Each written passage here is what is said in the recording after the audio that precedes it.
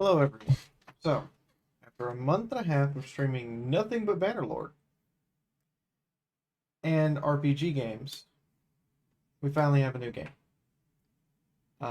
Today, Royal Court releases for Crusader Kings 3. If you're watching this video, the first stream should be live when this video goes up. Um, Now, rather than just play an open game with no direction and no idea what we're doing, I decided we're going to set some short and long-term goals, which is strange to say. Further, I decided you guys would have the maximum amount of interference. So for a start, we're going to switch over to Firefox and let you guys have a look when my wife's phone stops going off. So I have corrected the schedule here on Twitch. If you want to know when I am streaming, you can come over here on Twitch, select schedule, and it will show you exactly what's going on and when it's going on. We're still doing Fallout Equestria on Wednesday. We're still doing D&D on Fridays when I'm home.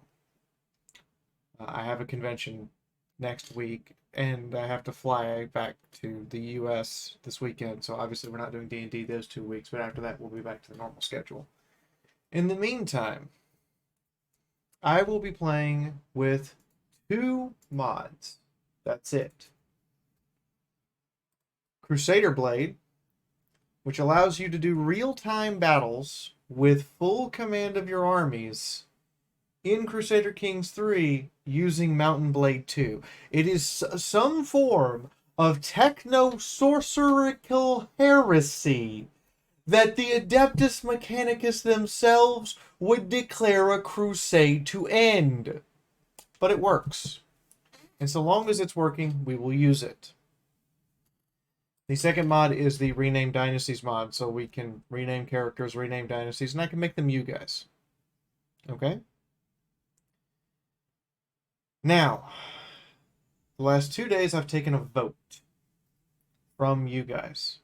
While I was desperately trying to get Dying Light 2 to work and then realized, oh, wait, this releases today. I don't have to desperately get Dying Light 2 to work. Give me my money back. I'm not futzing with you because of Denuvo.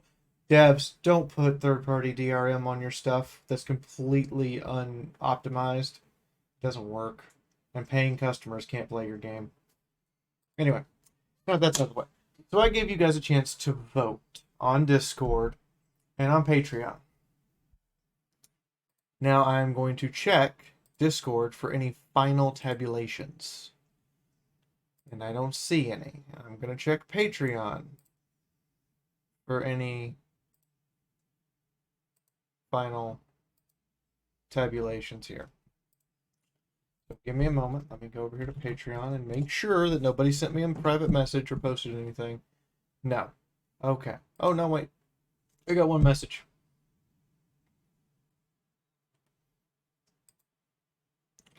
Okay, so patrons got to vote twice. That was important. So I have one more vote to tabulate in here. It is to play. What do you want me to play here? Hold on, let me read this. Viking nation, so Norse. Still Norse. Pagan religion that we create that we're gonna turn into something. Points 1,000. No, 800. Okay. And tribal versus feudal. Begin feudal. Nice, thank you. That makes things a little easier. Okay, so back to what we're doing. So as you can see from me adjusting the calculations, it's an active calculation. So what I decided to do for culture was I would take the 2 highest. The highest would be my culture, since the whole premise of this new DLC is the drastic expansion of how cultures work and how they can mix and match and hybridize and become. So the basis of my culture will be Norse.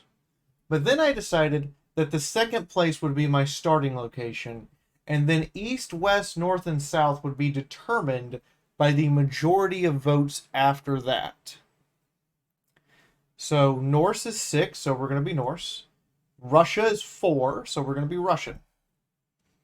And then India, Mongolia, and East Asia definitely outweigh the remaining Arabic and French. So there's actually 2 votes for English as well. My bad. And 1 vote for Germanic.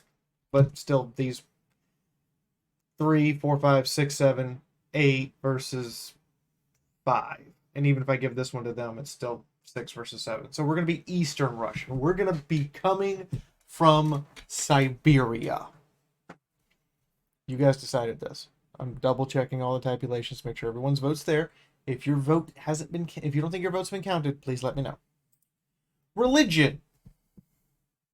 Overwhelmingly pagan. We're going to make some new gods. The actual patron suggested thing is that we make the pantheon of bronies.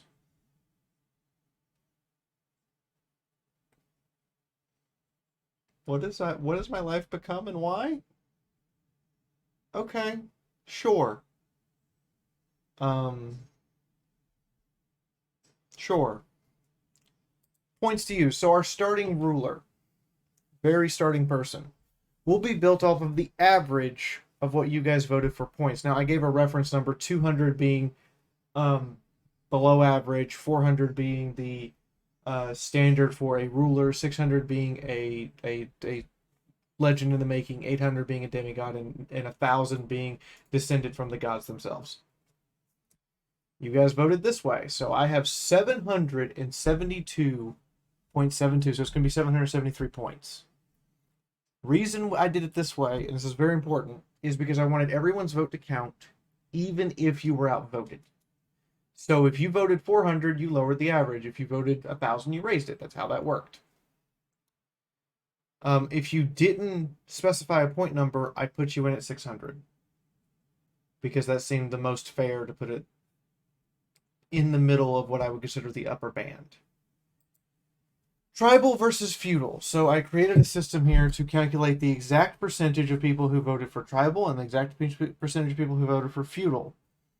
And then would base how far towards one or the other I would be. So, as you can see on the screen, if we had more than 70% of you voted tribal, I would have had to start from the mud and work our way up like we did in our original Muscovy campaign. If you guys vote 50 to 69.9% tribal, I pick a civilization that is this close to being able to go feudal in terms of technology. I still have to get everything else to go feudal, but the technology and innovations are done. If you guys voted more towards feudal, I needed to find someone who was just barely over the line. And if you guys voted 70%, I would have to find somewhere that was already an established kingdom and work from being a vassal to a queen. So this is where we're going to start. We're going to start in the mud, ready to go feudal as soon as we can form a kingdom. Now there are some other rules. It's a long list of other rules, and there are objectives. And I know this video is now like 8 minutes, so I'm going to try to go over these as quick as possible. So we know we are going from 867 to 1466.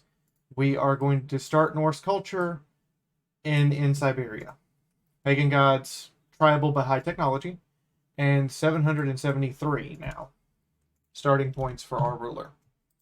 Family name, the Moonbeards. They live on because you guys insist on having that one. I don't know why, but we're going to go with it. Pre-game, I will roll all of our counselor and advisors to be kind of okay, and then rename them all to you guys. That's why we have the renaming mod. Early game objectives. We must establish a female preference for inheritance. We're doing this hard mode, baby. And in order to be in line for inheritance, you must be a capable warrior. If your prowess is 10 or less, is less than 10, you're getting disinherited. We must form our own religion. I already said that. We must form a culture that has the Minsadbartiga archers, which are the forest archers of Russia, and Huskarls. Gotta have both. That's our objective early game. We must establish a feudal kingdom in the frozen wastes of Siberia. Develop a Nordic culture that combines the best of Nords and Russians into one cultural tradition.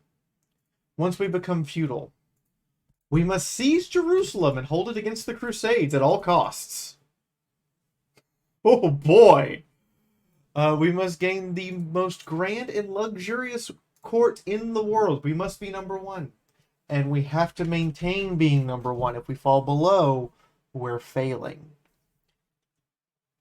And it will get written into the Book of Grudges.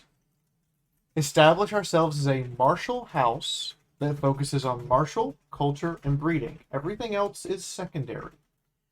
We have to have a witches' coven, but witchcraft has to be illegal under our religion. Only the power goes to the powerful. Oh boy. We have to establish a pagan version of the Catholic Church with their own lands and independent from us. Basically, we have to have our own Vatican.